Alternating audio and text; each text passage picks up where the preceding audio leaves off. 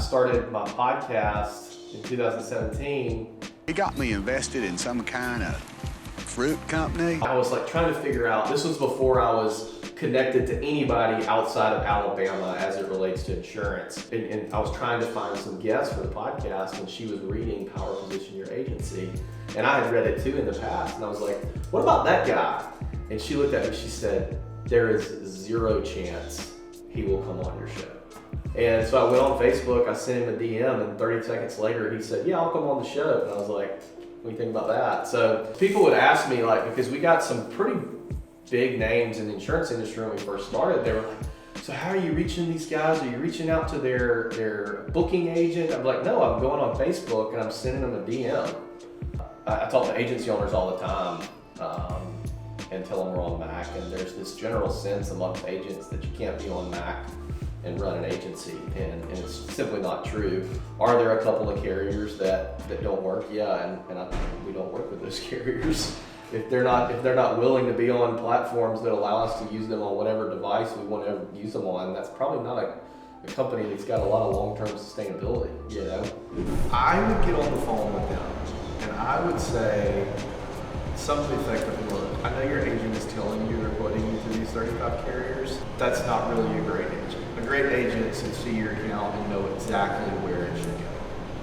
Yeah, like I would pick two. I would say that. I would point that out. Like they have Safeco on there. Safeco doesn't even write commercial insurance, so they're completely either they're an idiot or they're completely pulling your leg by saying that they're quoting to all these carriers.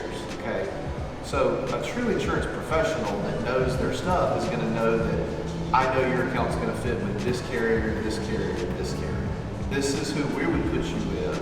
So it looks like this person, if this person is this unhonest with you about this thing, what other stuff are they pulling the wool over your eyes on? I don't know if you guys say that in Ohio, if you say that in Alabama. What other stuff are they pulling the wool over your eyes on? You need to give us a shot on this account, and we have these same carriers.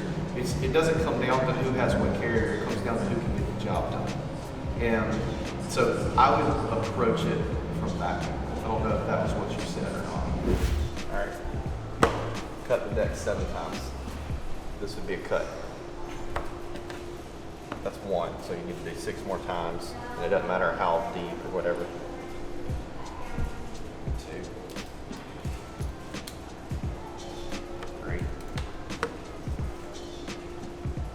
4. Oh, did you catch it?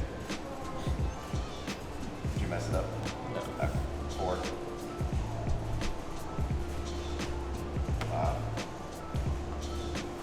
There you go.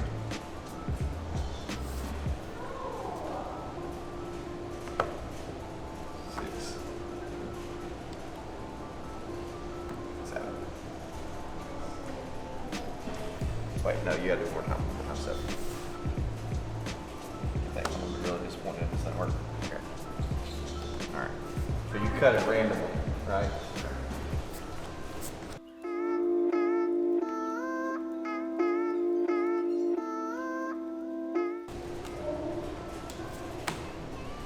Crap, didn't work. Dang it. They're supposed to all be like 10s, 10s, 10s, 10s, 10s, but somewhere we got off. But they will be similar to that. Because I caught it before. There we go. Now we're good.